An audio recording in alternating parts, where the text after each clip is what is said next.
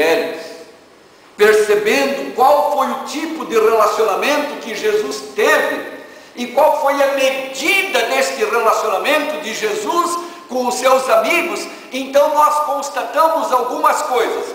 Primeiro, Jesus é amigo verdadeiro, conforme nós cantamos, porque ele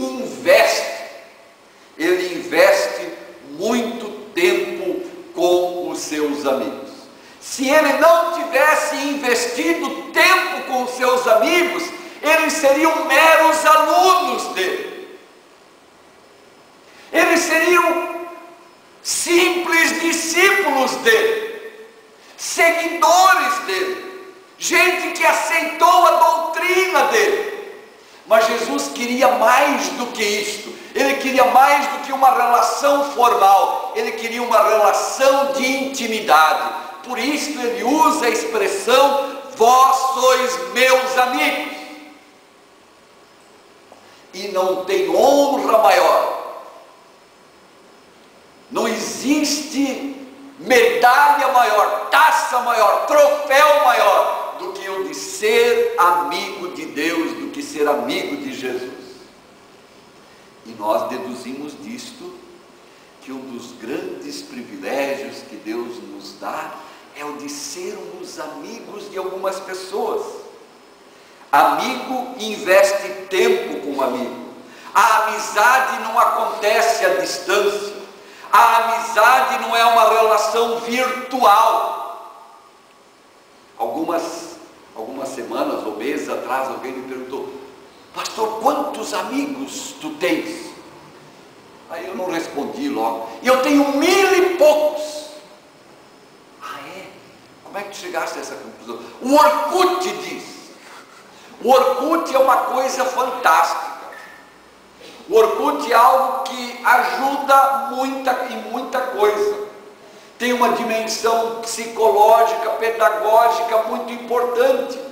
Mas o Orkut não cria, não gera, não estabelece relações de amizade, conforme Jesus preconiza. São relacionamentos virtuais. Não tem abraço, não tem beijo, não tem carinho, não tem ternura. Palavras sim, mas amizade é mais do que palavras. Não é uma relação platônica a relação do amigo, mas é uma relação marcada pela convivência e pela intimidade.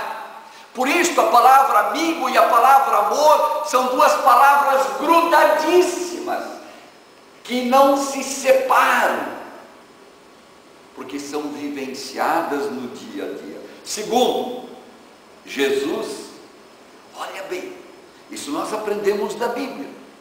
Jesus sabe que o único jeito dele ser amigo verdadeiro daqueles seus discípulos era ele sendo amigo verdadeiro do Pai Celeste. Por isso Jesus investe. Se alguém prefere a palavra gasta, e gasta aqui não é negativo, como algumas pessoas querem fazer entender, Jesus gasta muito tempo em oração com o Pai. E Jesus tem uma intimidade com o Pai que o capacita a ter intimidade com aqueles que estão aqui na terra. A dimensão vertical de Jesus, daqui para cima, é intensa. E ela é o segredo para a dimensão horizontal. Quando Jesus tinha comunhão com o Pai, ele conseguia ter comunhão com os seus discípulos. Portanto, o segredo de ser amigo de alguém passa por ser amigo de Deus. Por ser amigo de Deus. Terceiro, aos amigos, Jesus fala escancaradamente sobre os valores do reino de Deus. Ele não se omite. Ele tem os amigos e ele fala de céu e de inferno. Ele fala de Deus e do mal. Ele fala de vida e morte. Ele fala de arrependimento e pecado. Ele fala do discipulado e de colocar a mão no arado. Ele fala do trazer as ofertas à casa do Senhor como expressão do amor a Deus. Ele fala, ele escancara todas as questões importantes do reino de Deus. Ele não se omite em nenhum momento sequer. Eu acho gozado. Talvez vocês não, ou alguns não. Imagino que só alguns. Mas tem pessoas que dizem, em assuntos de política, futebol e fé não se fala, porque só dá confusão.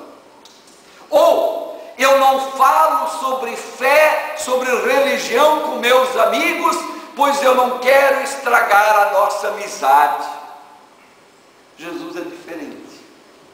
Justamente porque ele queria aprofundar a sua amizade, é que ele fala das coisas concernentes, pertinentes ao reino de Deus. Ele fala do amor de Deus, ele fala da graça de Deus, ele fala da bênção que é de seguir a Deus. Ele não se omite. Nesse assunto eu não toco, cada um para si, Deus para todos.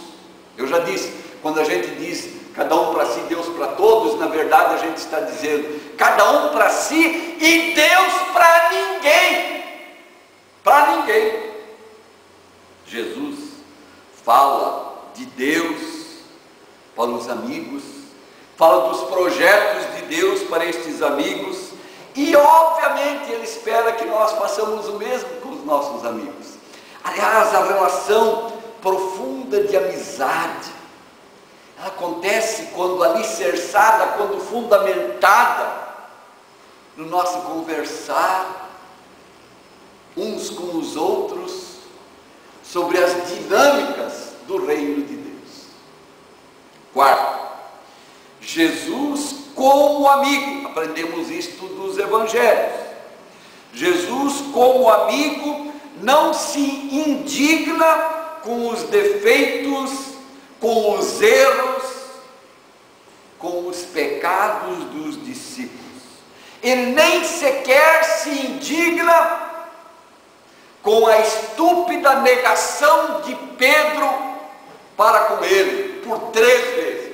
Ele não aponta o dedo para Pedro. Aí Pedro, eu sabia quem tu é. Eu sabia que tu não aguentaria muita coisa. Ele não aponta o dedo, ele só olha para Pedro. E não com um olhar inquiridor e acusador, X35 demolidor. Os erros dos amigos que Jesus tinha não quebraram a amizade que Jesus tinha para com eles. Muito antes, pelo contrário. As decepções que Jesus teve com os seus amigos só o motivaram para que ele se envolvesse ainda mais com cada um deles. Me decepcionei contigo. Estou chateado contigo. Estou magoado. E quebra a amizade. Ah, que tolice achar que nós somos super-homens, que nós não vamos errar, que nós não vamos fazer bobagens. Não tem amigo que num dia ou no outro não vá fazer alguma coisa que pega o seu amigo de surpresa. Nós sempre manifestaremos a nossa humanidade também nas relações com os amigos. E muitas vezes nós machucamos o amigo, a amiga, justamente porque em código inconsciente da nossa parte, nós estamos precisando do socorro e do abraço que Ele tem para nos dar. Jesus, com os seus amigos, levanta um novo paradigma de relacionamento, repetindo incansavelmente, sem cessar, que nas relações que nós temos com os nossos amigos, e devo dizer com o mundo em geral, o que vale é o perdão 70 vezes 7, o que na linguagem bíblica significa infinitamente. Quinto, Jesus como amigo mostra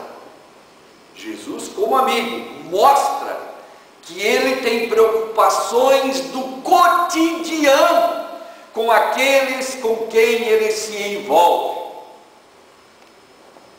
Eu fico impressionado que a amizade de Jesus não era só uma amizade a nível das ideias, não era só uma amizade na hora de orar juntos, não era só uma amizade na hora de ler o Torá, o Velho Testamento juntos, não era só uma amizade no passeio junto, no programa junto, no churrasco junto, no chimarrão junto, no cafezinho junto.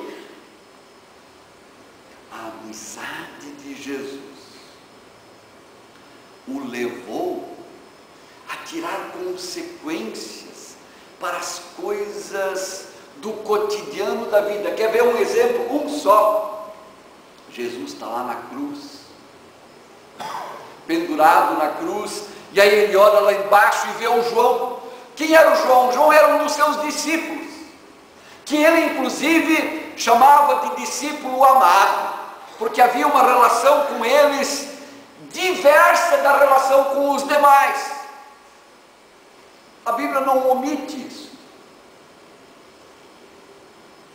E Jesus olha lá de cima da cruz, vê o João numa melancolia, vê João num estado catatônico, vê o João numa pré-depressão, vê o João angustiado. E aí ele olha para o outro lado e vê a Maria, sua própria mãe, e diz: mãe, olha o João como ele está arrasado. Daqui para frente tu vais ser a mãe dele. Daqui para frente tu vais cuidar deste homem. Aliás, não tem homem que não precise de cuidados. Mãe, olha o João, quantas necessidades ele tem, como ele está angustiado. Ele está sem pai, sem mãe na vida, em tudo que ele apostou. Agora ele me vê aqui na cruz. Mãe, cuida dele, cuida dele. E aí, ao mesmo tempo, ele olha para Maria, a mãe, e pensa: puxa, o que vai ser dela agora? O que vai ser dela? Ela não tem ninguém. Não tem ninguém por aí. Está escrito aqui na Bíblia. E ele diz: João, está vendo esta mulher ali?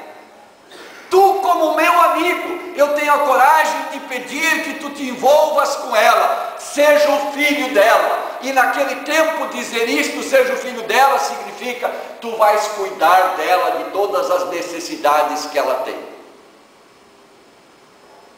A Maria não tinha pensão, não tinha INSS, não tinha nada de aposentadoria, mas ela tinha o João. E Jesus conta com o João na hora de botar a mão no bolso: João, olha a tua mãe agora, é com ela que tu vais te envolver, tu não vais deixá-la na mão. Eu, como teu amigo, estou te pedindo isso. O que nós deduzimos disto é que ser amigo não é um negócio teórico. Aliás, uma das grandes blasfêmias, das grandes heresias, das grandes mentiras, das grandes falsidades do nosso tempo é a frase diabólica que diz: amigos, amigos, negócios à parte. Isso é coisa do mentiroso. Amigos, amigos, se envolvem nas coisas do outro. Talvez é por isso que alguns não querem ser amigo de ninguém.